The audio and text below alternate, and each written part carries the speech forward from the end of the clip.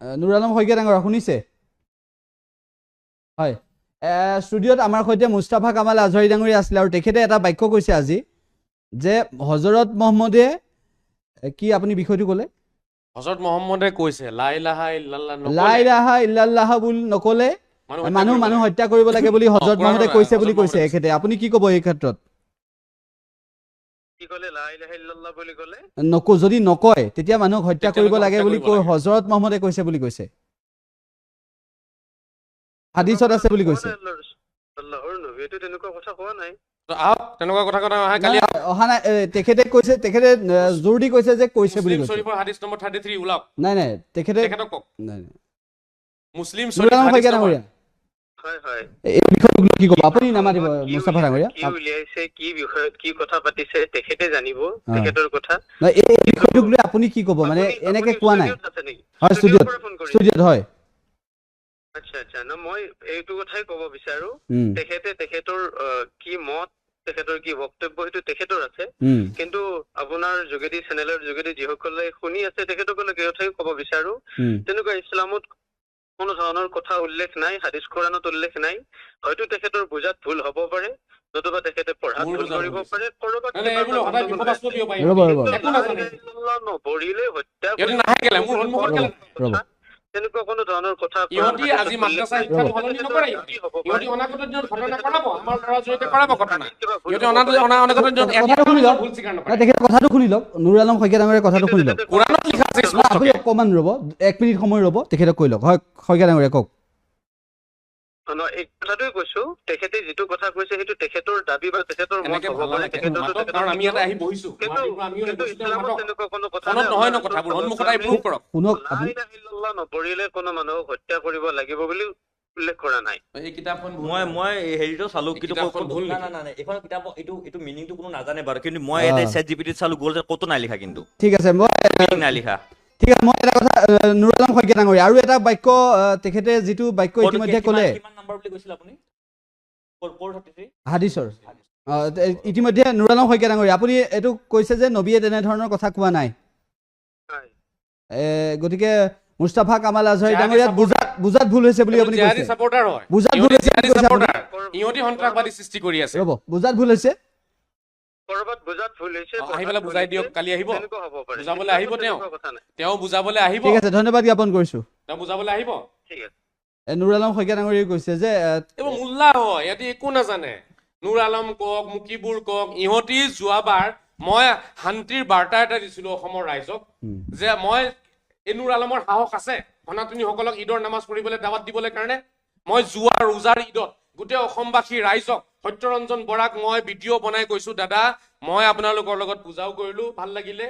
এইবাৰ ঈদ যিহেতু হিন্দুসকলৰ কাৰণেও হয় দাদা আহক ঈদৰ নামাজ পঢ়িম গোটেই সনাতনীসকলক নিমন্ত্ৰণ জনাইছো আপুনি ভিডিঅ' প্ৰচাৰ কৰিছিলে নাই আপুনিও ভিডিঅ' এটা বনাইছিলে ইয়াৰ ওপৰত মই এটা কথা কৈছো ইহঁতি আজিৰলৈকে মই ৰাইজকো জনাম চেনেৱা আজিৰলৈকে ইহঁতৰ সাহস নহল যে গোটেই সনাতনীসকলক এই এটা নিমন্ত্ৰণ দিয়ক বা আহ্বান জনাওক আমি একেলগে ঈদৰ নামাজ পঢ়িম তেওঁলোকে ঈদৰ নামাজ সনাতনীক লৈ পঢ়িব নিবিচাৰে আৰু তেওঁলোকে দুৰ্গা পূজাতো অংশগ্ৰহণ কৰিব নিবিচাৰে তেওঁলোকে বিভাজন বিচাৰে হযৰত মহম্মদে বিভাজন বিচৰা নাছিলে আল্লাহেও বিভাজন বিচৰা নাই তেওঁলোকে যায় চাগে আপুনি গম নাপায় কতো নাযায় তেওঁলোকে কোনো জনাব কোনে এতিয়া দুৰ্গা পূজাত মুল্লাসকলে আহ্বান জনায় যাব পাৰে মানুহ জনাই চবে এতিয়া কমল দা এতিয়া আপুনি মোক প্লিজ মিনিংটো ওলাই দিয়ক না গুগলত আমি লাইভত বহিছো আলোচনা কৰি আছো না মিনিংটো ওলাই দিয়ক আপুনি এতিয়া আপুনি মিনিংটো কিতাপৰ কোনো মিনিংটো বাকীসকল মৌলানা মুফতিৰ মতে আপুনি কোৱাটো মিছা বুলি কৈছে বাকীসকল মৌলানা মুফতিয়েতো পিকনিকো খাব নিদিয়ে বাকীসকল মৌলানা মুফতিয়ে ক'ব ছোৱালীয়ে গান গাব নোৱাৰে বাকীসকল মৌলানা মুফতিয়ে ক'ব বিহু নাচিব নোৱাৰে আপুনি কোনজন অসমৰ মোল্লা পালে যিজনে কৈছে মুকলিয়াকে আমাৰ মুছলমানে বিহু নাচক আপুনি কি মানিব কক তেওঁলোকে কোনটো কথা মানে বাকি কোনজন মৌলানাই আজি অসমত ক'লে যে ভাৰত মাতা কি জয় ক'ব পাৰিব বন্দে মাতৰম ক'ব পাৰিব পিকনিক খাব পাৰিব আপুনি হোলী খেলিব পাৰিব দীপাৱলী পালন কৰিব পাৰিব বা আপুনি কালি আপুনি হেৰি কৰিব পাৰিব যিকোনো ধৰ্মীয় অনুষ্ঠানত যাব পাৰিব তেওঁলোকেতো সব বস্তুৱে মানা কৰে আনকি তেওঁলোকে আমাৰ উঠি অহা নৱপ্ৰজন্মক ঢোল বজাব নিদিয়ে হযৰত মহম্মদৰ এই হাদিস কিতাপ আছে অসমৰ কিমান হিন্দু লোকে ঈদ পাতে কোনোবাই পাতে নাপাতে হিন্দু লোকে নাপাতে সেইটো তেওঁলোকৰ আদৰ্শ হয় আমিতো সেইটো চাব নালাগে মই ইছলামৰ উদাৰতা দেখাই আছো ইছলাম কিমান মহান ধৰ্ম হয় ইছলামে সনাতনীকো সমান মৰ্যাদা দান কৰিছে আপুনিহে উত্তৰ দিব আপোনালোকৰ সনাতনীয়ে কেলে ঈদ পালন নকৰে মইতো কৈছো ইছলামে দুৰ্গা পূজা পালন কৰিবলৈ বাধা দিয়া নাই বা মইতো কৈ আছো ইছলামে হোলী খেলিব বাধা দিয়া নাই আপুনিহে কৈছে সনাতনে ঈদ পালন কৰিব বাধা দিছে আপুনি উত্তৰ দিয়ক সনাতনে ঈদ পালন কৰিব বাধা দিছে নেকি কওক না নিজৰ ধৰ্মটোৰ নিজৰ ধৰ্মক আগত ৰাখিব নে লোকৰ ধৰ্মক আগত ৰাখিব আপুনি মোক নিজৰ ধৰ্ম ৰাখক আপোনাৰ ধৰ্ম মোৰ ধৰ্ম একে হেয়া পৰম মানৱ ধৰ্ম হয় বন্ধ কৰে নেকি দীপাৱলী হিন্দু লোকে পাতিব নোৱাৰিব বুলি বন্ধ কোনোবা মুছলমানে বন্ধ কৰিছে নেকি ইমানটো দেখাওক সনাতনে ক'ত কৈছে যে এজন সনাতনী ঈদত যাব নোৱাৰিব এটা দেখাওক দীপাৱলী বা হোলী ধৰিলো হোলী মুছলমানে কোনো লোকে কৈছে নেকি যে হিন্দু লোকে হোলী পাতিব নোৱাৰিব মুছলমান কোনোবা ধৰ্মগুৰুৱে কৈছে নেকি যে হিন্দুৱে হোলী পাতিব নোৱাৰিব এনেদৰে কৈছে ফোন কৰক মুকিবুৰক ফোন কৰক এতিয়া ক'ব ফোন কৰক আমি হোলীৰ সময়ত কি দেখিলো মুস্তাফা নহয় এটা কথা আপুনি ফোন নকৰে কেলে আপুনি নুৰ আলমক ফোন কৰি সুধক হোলী পালন কৰিব পাৰিব ক'ব নোৱাৰে তেখেতে পালন কৰিবতো কিয় ক'ব মুছলমানে পালন কিয় কৰিব কাৰ কথা মানিব হিন্দুৱে পালন কৰিব সেইটো তেওঁলোকক যাৰ উৎসৱ তেখেতে পালন কৰিব তেওঁলোকে পালন কৰিব তেওঁলোকে পালন কৰি আছে এটা শ্ৰীৰাম আমাৰো হয় শ্ৰীকৃষ্ণ আমাৰো হয় শ্ৰীৰাম আপোনাৰ বনাই পেলালে হোলীৰ ৰং মছজিদত পৰে বুলি হোলীৰ ৰং মছজিদত পৰিলে কি হ'ল এখানে তিৰপালেৰে ঢাকি থয় সেইটো গুৰামী হয় বদমাশী হয় তেওঁলোকৰ ধৰ্মীয় আবেগ সেই সকলোৱে ঢাকি থয় আবেগ নহয় ধৰ্ম মূল্যৰ মতে নহয় আপুনি কুৰাণৰ পৰা দেখাব লাগিব যে হোলীৰ ৰং মছজিদত পৰিলে মছজিদৰ পবিত্ৰ আমি দেখিলো কি যে নহয় মানুহ আৰে হেতু হেনেকে নকব কমলদা হেনেকে নকব সব বস্তু হেনেকে নকব সব বস্তু হেনেকে তিৰপালেৰে মছজিদ ঢাকি ৰাখে তাৰ মানে কিমান ডাঙৰ গুৰামী নহয় হেতু কিছু এইটো হৈছে ভাৰতবৰ্ষত এবাৰ আমি দেখিবলৈ পালো আপোনালোকে ভাল হ'ব নিবিচাৰে তাৰ মানে মোৰটো শুনি লওক আপুনি তাৰপিছতো শুনি লওক হোলীৰ সময়ত চলে মানুহ এটা ক'ত কাজিয়া কৰিছে হোলীতে ৰং না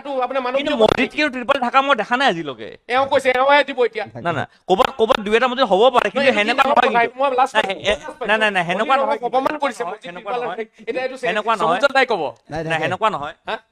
তাকে এতিয়াও কৈ আছে ক'ব না এতিয়া ক'ৰবাত মছজিদ ধৰক ৰং মাৰিছে বগা হৈ আছে ৰং লাগিব বুলি কৰিব পাৰে হোলীৰ আগদিনা গুৱাহাটীত ঘূৰিলেও দেখিব বা উত্তৰ প্ৰদেশত ঘূৰিলেও দেখিব বা আপুনি অন্য ৰাজ্যত ঘূৰিলেও দেখিব নতুন কথা গম পালো আজি এইটো আলোচনা কৰিম মই এইটো লৈ নাই ৰ'ব আপুনি জনা নাছিলো যে ইমান গুৰামী চৰম পৰ্যায় পাইছে গৈ পেলাই এতিয়া যে হোলীৰ ৰং মছজিদৰ পৰা মছজিদ তিৰপালেৰে ঢাকি ৰাখিছে গুৰামী চৰম পৰ্যায়ৰ শুনক এতিয়া কথাটো শুনক সেইটো তেওঁলোকৰ ভুল বুলি নাই কোৱা এতিয়া ভাল কৰিছে তেওঁলোকৰ ধৰ্মীয় থাকিব লাগে আপুনি কি কয় তেওঁলোকৰ ধৰ্মীয় আবেগটো তেওঁলোকে কিহৰ আবেগ এইটো বস্তুক আবেগ বনাই ল'লে নহ'ব নহয় এইটো প্ৰশাসনেই কৰে তেনেকুৱা লাগিলে নকৰে মানুহে কৰে প্ৰশাসনে যাতে এইটোৱে কৰে যে এনেকুৱা ধৰণৰ এটা পৰিস্থিতি নাহক মছজিদত গৈ পেলাই আপোনাৰ কি নকৰে প্ৰশাসনে সহযোগ কৰে এই ক্ষেত্ৰত মই আপোনাৰ কথাটো শুনো আপুনি যদি থাকে প্ৰশাসনে আপোনাকো কৰিব সহযোগ আপুনি আপোনাৰ ঘৰটো ঢাকি ৰাখিলেও কিন্তু এনেকুৱা নিয়ম আমি বনাইছো কাৰণে নেক্সট মোৰ কথাটো শুনি লওক আপুনি শুনি লওক যেতিয়া হোলীৰ সময়ত নামাজ পঢ়ি অহা লোকসকলৰ বাবে কিছু সময় হোলী খেলাটো বন্ধ কৰি দিয়ে আমি ভিডিঅ' দেখিছোঁ এইখন ভাৰতবৰ্ষত তেনেকুৱা হয় আপুনি শুনি যাব হোলী খেলি অহা যিসকল হিন্দু লোক আছে এই লোকসকলে হোলী খেলি থকা লোকসকলে এই যিসকল এই শুকুৰবাৰৰ দিনটোত নামাজ পঢ়ি আহে শুকুৰবৰীয়া নামাজৰ পৰা তেওঁলোক উভতি অহাৰ সময়ত তেওঁলোকলৈ ৰং নদলিয়াই তেওঁলোকলৈ ফুল দলিয়ায় এই হৈছে হিন্দু মুছলমানৰ সমন্বয়